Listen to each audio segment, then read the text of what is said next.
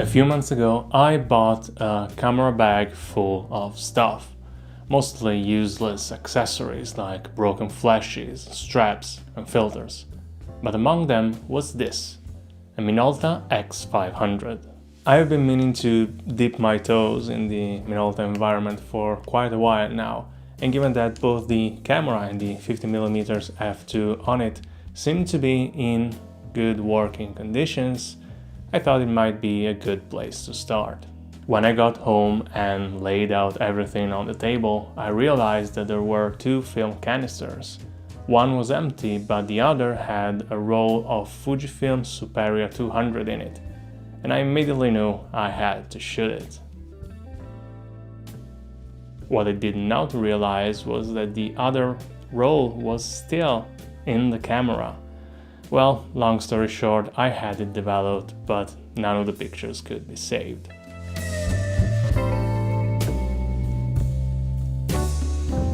The Minolta X500, also known as the X570, was introduced to the market in 1983 as the middle child of the X series, sitting between the 700 and the 300. The body is made of metal with some plastic parts and a nice fake leather wrapping. According to the owner's manual, it weighs 480 grams and it measures 137 by 89 by 51.50 millimeters. It is an electronic camera and it needs two 1.5 volt batteries to operate. Shutter speeds go from 1 second to 1,000th of a second plus bulb. It also has auto shutter speed and auto exposure lock. The ISO selector goes from 12 to 3200. The viewfinder is bright and easy to read. It has a split prism to focus, and the light meter on the right uses simple LEDs to indicate the correct shutter speed, and a small window on the bottom lets you see the current aperture on the lens.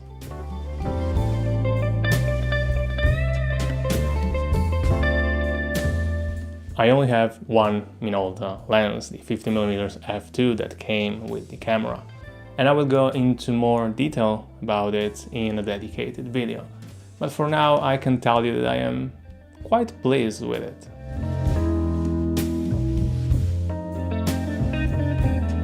I didn't need the original box to know that the Fuji Superia roll was expired.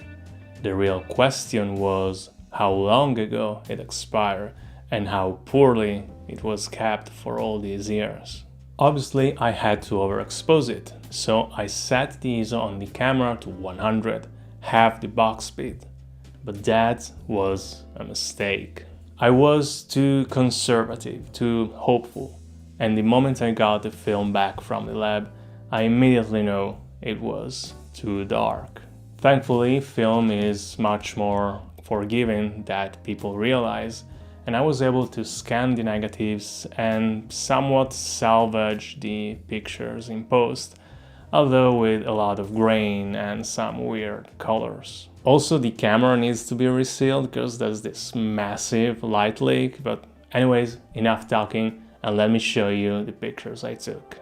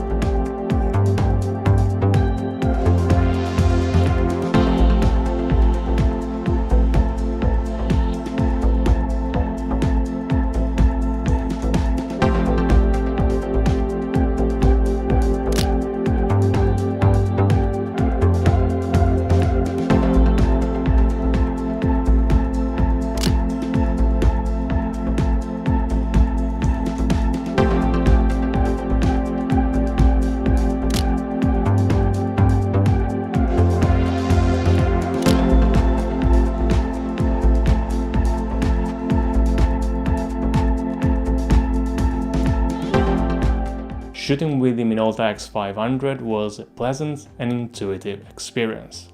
And honestly, I don't really have anything else to say, it's just a good camera.